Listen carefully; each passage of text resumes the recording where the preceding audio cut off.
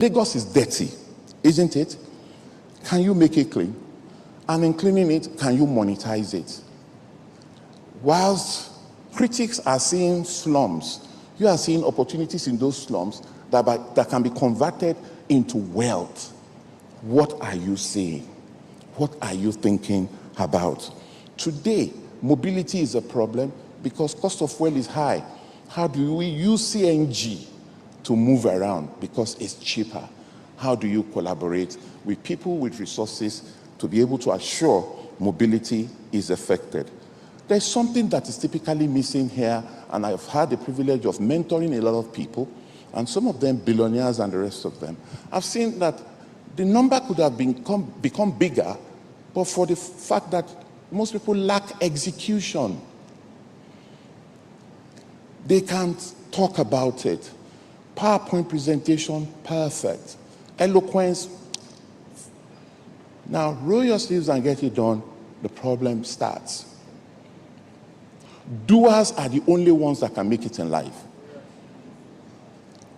If your job is just to talk, no problem. There is no Hall of Fame for critics. None. But doers, my goodness. So are you going to join that exclusive club of doers? You've got to think about it. Don't stop doing it. I love Nike's philosophy. That slogan is so beautiful. When you get into new ideas, ideas will tempt you, will freeze you at times. Please, in spite of your anxiety, please just what? Do it. You don't have enough. You will never have enough. Condition will never be perfect. There is no matter the amount of information you have, it will never be sufficient. Just what? Do it. You're going to have critics.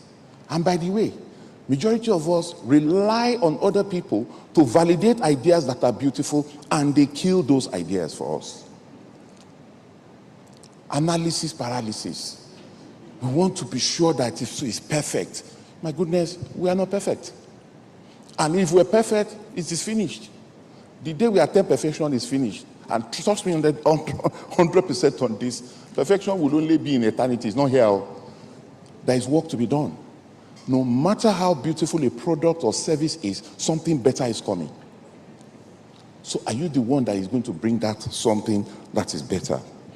Practical tips as I begin to bring this to a close, hopefully. 1, start small, but think big. Start small, but think big. I know of a young guy who went into greenhouse tomato. Advice was given that, look, don't just start with 10 greenhouses, just start with 2. No, you see, the turnover and all that, it's better to operate at scale, economies of scale. And that language consumed eventually several millions of naira. And as of this moment, the greenhouse is not as green as it should be. It is still black.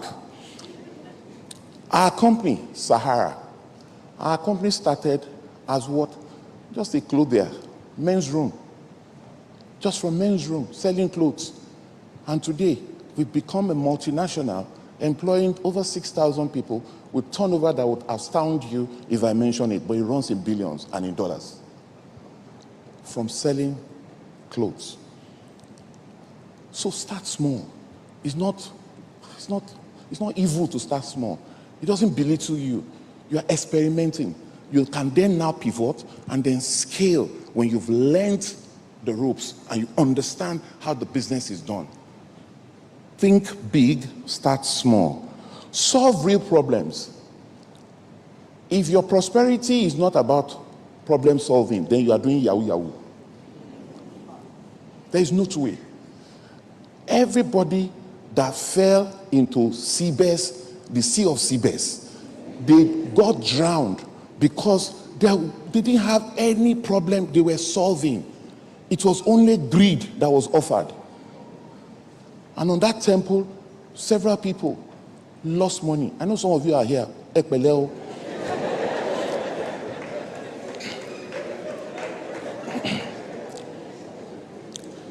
You have to network intentionally. Collaboration is far, far more useful and valuable than capital. Every time I say this to people, one of the reasons we've grown in my company, Sahara, is primarily because of the fact that we are many. And we're many is not about the new song that people are dancing to. There's this song that we're many. But we're many here because of the fact that we have talents well spread out in the minds of several people and individuals. I'm here speaking. Thankfully, graciously, my brother, my friend, he's using my sister elsewhere, my partner, to speak at another event. He's going to pay for that because we're going to bill him. But we have 3 others working as I stand here. So we're not losing anything. A lot of people want to own it all.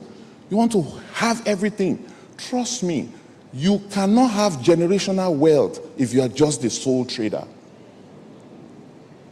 That's why sole trade doesn't go too far. It's a corner shop mentality. And if you have such mentality, you can't thrive. You will survive. People on your street will see you with cars. Of course, those cars are liabilities. They will see you live in beautiful houses. Your house is a liability if it's not generating any revenue. So eventually when you die, the business is gone. Because it's all about you. And the world is never about one individual. I've said again at different fora, one of the critical ingredients that should be in products and services is the concept of love. If love drives your innovation, if love drives your creativity, if love drives the idea that you are nurturing, it's going to survive. That thing will survive. And that is why you see that some people don't go to church, but they are doing more of God's work than even those that go to church. Because going to church is not sufficient. It's just a small part of the whole story. The real story is love your neighbor. And how do you show love? Your neighbor doesn't have shoes. He needs shoes. Be the one to supply shoes to him. Monetize it.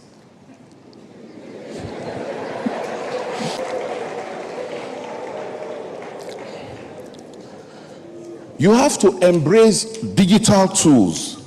You need to leverage technology for scale, for reach, as well as efficiency. Everything that my brother Zachary mentioned is just about efficiency. That's all. It's a journey into efficiency. It's just so simple that every day around us, everything speaking to us in our environment, they are yearning for only one thing: make me better. That's all. If you hear that voice consistently, please make me better. Your environment is begging you, please make me better. You need to embrace digital tools to be able to achieve this.